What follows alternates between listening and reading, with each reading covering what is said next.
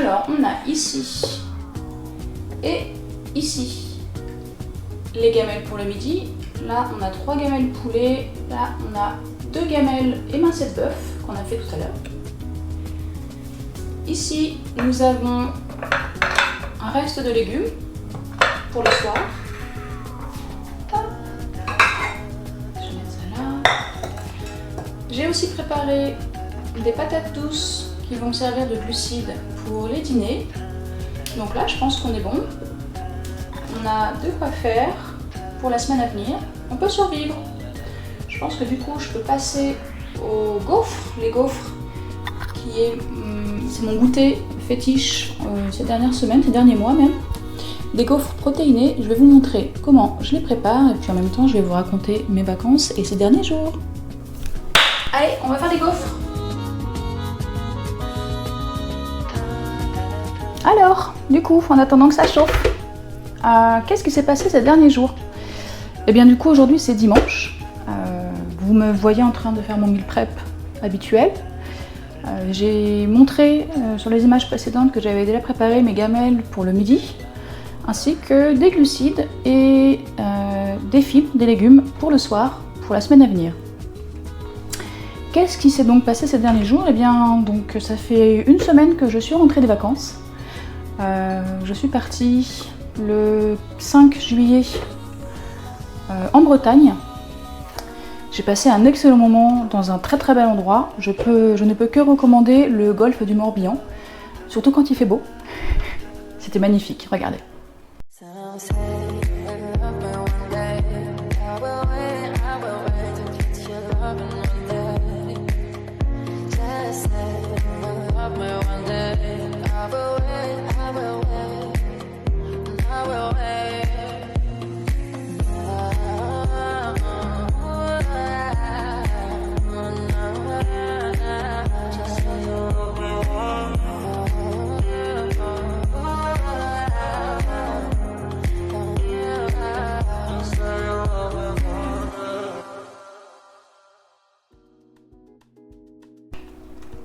Je suis rentrée le samedi 12 juillet. D'habitude, en tout cas c'était la tendance ces dernières semaines, je commençais ma semaine d'entraînement le dimanche. Et puis là, le samedi 12 juillet, j'étais vraiment trop mal, parce que j'avais des grosses douleurs à l'estomac et j'avais eu précédemment un très très gros SPM qui m'a achevé. J'ai pas commencé ma semaine d'entraînement le dimanche, je l'ai commencé plutôt le lundi. Alors côté SPM, il était méga fort ce mois-ci, j'ai été terrassée par une fatigue à un point tel que physiquement j'avais vraiment l'impression d'avoir 80 ans et ça m'a beaucoup inquiétée parce que je n'en ai que 40. Et je me suis dit si ça ressemble à ça d'avoir 80 ans, c'est pas cool. Je pense qu'une des causes de mon SPM très fort ce mois-ci, c'est le fait que exceptionnellement depuis quelques jours je ne prenais plus mon multivitamine qui est très bien dosé en vitamine B, qui sont des vitamines extrêmement importantes pour la femme de manière générale mais également à l'approche du cycle menstruel. Je l'ai simplement arrêté parce que je suis partie en vacances sans mon multivitamine. Parce que je voulais pas m'encombrer, de toute manière j'étais déjà trop pleine, donc en termes de bagages, j'ai vraiment plus de place. Comme je voyageais en train, j'étais vraiment limitée en espace. Ceci étant dit, je pense que j'ai dû souffrir d'une certaine carence en complexe vitamine D, parce que j'ai eu donc ce SPM très très fort, qui dénote énormément de mes précédents cycles menstruels, où les derniers mois étaient plutôt cool. Et j'ai eu aussi des gros soucis digestifs qui étaient caractérisés par une constipation et également des crampes d'estomac très douloureuses, à m'en faire plier en deux et à me couper le souffle. Alors du coup, vu les symptômes, crampes d'estomac et constipation, je m'étais dit soit j'ai un gros problème de constipation qui impacte également mon estomac, soit j'ai peut-être un problème un peu plus complexe qui viendrait peut-être d'un dérèglement de mon acidité au niveau de l'estomac. Alors j'ai pensé à ça parce que quand on a un niveau d'acidité dans l'estomac qui est déréglé, que ce soit à la hausse ou à la baisse, on peut souffrir de crampes d'estomac ou d'aigreur d'estomac. C'est aussi pour ça que je dresse un message d'attention. Le recours aux IPP n'est pas systématique à mon sens. Les IPP ce sont des inhibiteurs de la pompe à protons et leur mission est de baisser l'acidité dans l'estomac. C'est classiquement un médicament très souvent prescrit par les médecins lorsque vous allez le voir pour lui dire que vous avez des aigreurs d'estomac et de remontée acide et des douleurs d'estomac. Mais comme je dis, en fait, les douleurs à l'estomac, les crampes ou les aigreurs d'estomac peuvent être aussi causées par une acidité au niveau de l'estomac qui est trop forte. Donc les IPP ne sont pas forcément la bonne réponse, la bonne approche médicamenteuse à avoir. Donc je m'étais dit que voilà, compte tenu des symptômes, j'avais peut-être un dérèglement de l'acidité au niveau de l'estomac. Et donc ce que j'ai fait à mon retour à l'appartement, mon retour de vacances, j'en ai fait une petite série d'ailleurs sur Instagram si vous avez vu mes réels, je me suis dit je vais mettre en place 5 méthodes naturelles que tout le monde peut faire chez soi pour résoudre mon problème de constipation. Et si mon problème de constipation est résolu et par la même occasion mes crampes d'estomac aussi, ça veut dire que j'avais simplement un gros problème de constipation. Donc les 5 méthodes naturelles que j'ai identifiées sont franchement toutes simples. Il n'y a pas plus classique que ça pour résoudre les problèmes de constipation ou d'une façon générale pour soutenir son système digestif. C'est la hausse de ma portion de fibres à chaque repas, donc du moins déjeuner et dîner. Deuxième solution naturelle, c'est l'augmentation de ma consommation d'eau. Troisième solution naturelle, c'est l'ajout du magnésium dans son stock de supplémentation. Quatrième solution naturelle, c'est la consommation de pruneaux, qui sont des aliments qui sont très effectifs lorsque l'on a des soucis de transit lent. Et la dernière solution naturelle, qui faisait vraiment pas envie, mais elle reste naturelle avant d'aller voir le docteur si jamais ça avait perduré au-delà, c'est la tisane de séné. Et le séné, c'est une tisane que beaucoup de bodybuilders connaissent, bodybuildeuses aussi, parce que c'est une tisane que souvent on boit la veille de compétition afin de vider le système digestif et les intestins pour pouvoir avoir le ventre plat. Du coup, j'avais prévu de mettre en place ces 5 méthodes naturelles, mais je m'en suis limitée qu'à 2, puisque mon problème a été résolu très rapidement à l'ajout des fibres. J'avais déjà des fibres dans mon alimentation, mais à l'évidence, je n'en avais pas suffisamment.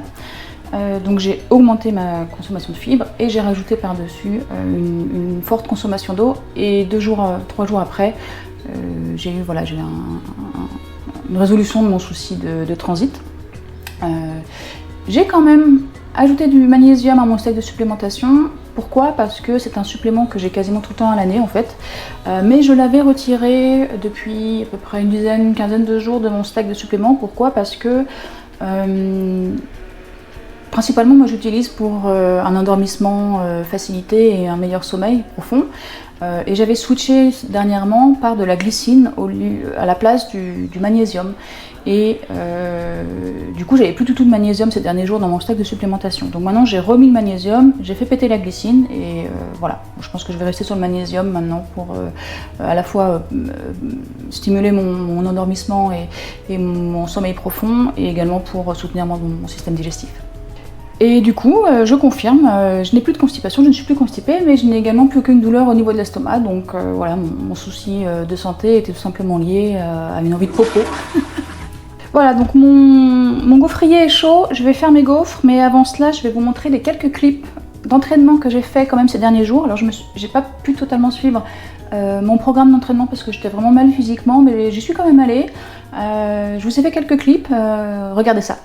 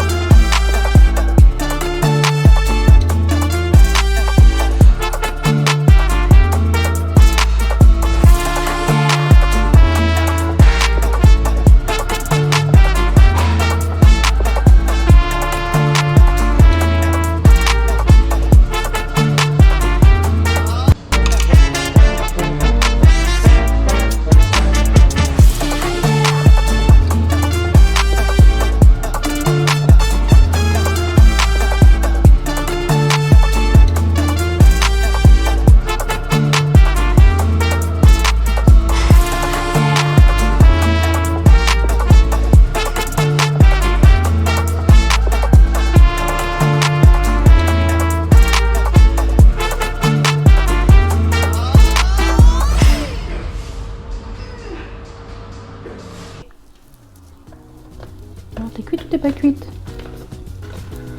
Ça fait blanc quand même. Hein. Hop, on te remet un petit peu. Attends, j'ai mis 3 minutes, bref. Et côté bilan, j'ai fait mon bilan de retour de vacances, donc j'ai pas fait le samedi. Le samedi je voyageais, du coup je rentrais. Je l'ai fait le dimanche matin, d'habitude mon bilan est le samedi. Donc j'ai fait mon bilan dimanche matin, je l'ai fait en vidéo comme d'habitude et je vais vous montrer les images, mais vous allez voir, peut-être si vous avez l'œil, que j'ai vraiment une condition très différente du bilan de la semaine passée ou du bilan des semaines passées. Je suis un peu flotteuse, j'ai le ventre forcément très gonflé, moi je le vois.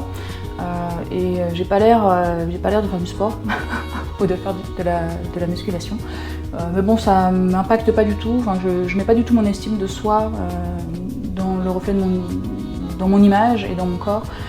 Je sais très bien que ces images-là ne sont que le reflet des quelques jours précédents. Et les quelques jours précédents, j'étais vraiment pas du tout au top de ma forme en termes de digestion.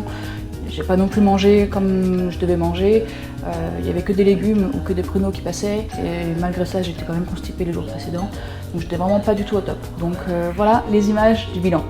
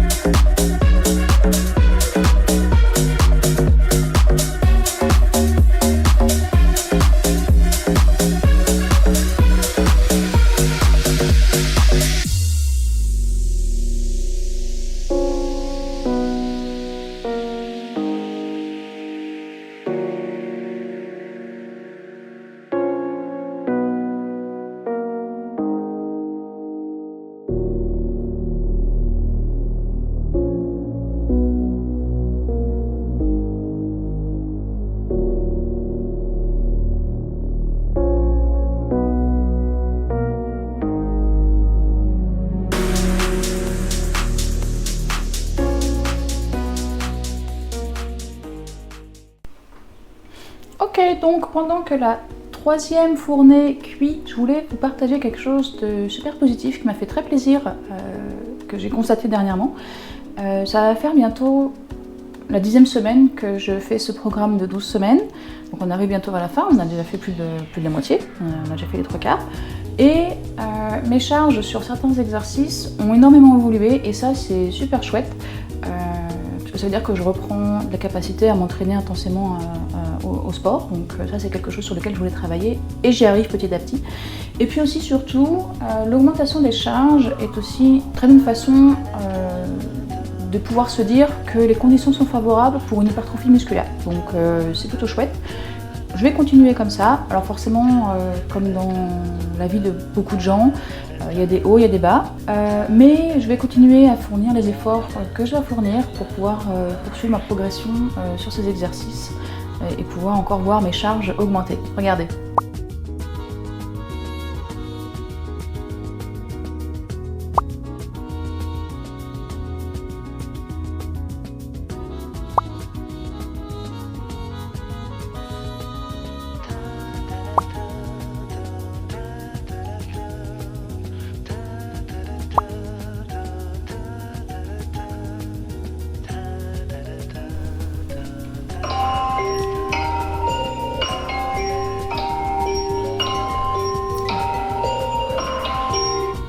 Ok, hop, et voilà la dernière fournée de gaufres. Ici, on a une bonne pile de gaufres. On en a 12. Ça va nous faire 3-4 jours. Et pour le 4e ou le 5e jour, j'ai de la protéine en poudre. Et j'ai également des petites briquettes de protéines liquides que je trouve au magasin d'en bas. Et c'est vachement pratique et en plus c'est vachement bon. Bref, pour en revenir à mes progrès en termes de charge sur les exercices que vous avez vus précédemment, je partage ça avec vous parce que je trouve que c'est important de verbaliser aussi le positif, de verbaliser les progrès, parce que c'est ce que je fais avec mes clientes dans mon coaching. Beaucoup de mes clientes d'ailleurs ont une personnalité de type A, c'est-à-dire extra exigeante. Je le suis aussi et je m'efforce pour moi et je fais également l'effort pour mes clientes de verbaliser ce qui fonctionne bien, de verbaliser ce qui a été achevé positivement. Parce que sinon on ne le fait pas nous-mêmes et on a tendance à nager, à patauger dans une espèce de négativité, à toujours identifier ce qui n'a pas été bien fait, ce qui reste à bien faire, etc. Et ça c'est pas du tout bon pour l'état d'esprit, parce qu'on a aussi besoin de verbaliser le positif pour avoir un équilibre dans sa vie. Voilà, cette vidéo s'achève ici. J'espère qu'elle vous a donné un aperçu de ce que je vis au travers de ce coaching de 12 semaines. L'un des messages de cette vidéo, c'est que c'est pas tout le temps facile, mais il vaut mieux continuer à avancer, même si c'est pour faire des petits pas, plutôt que de ne rien faire du tout. Si ça vous inspire, si ça vous questionne, ou si vous vous reconnaissez dans mon parcours, n'hésitez pas à partager votre expérience dans la boîte de commentaires. Parce que c'est vrai, on avance chacune à notre rythme sur notre propre chemin, mais se sentir entouré et soutenu donne une force énorme. Bref, prenez soin de vous, prenez soin de votre esprit et on se retrouve dans le prochain épisode. À bientôt!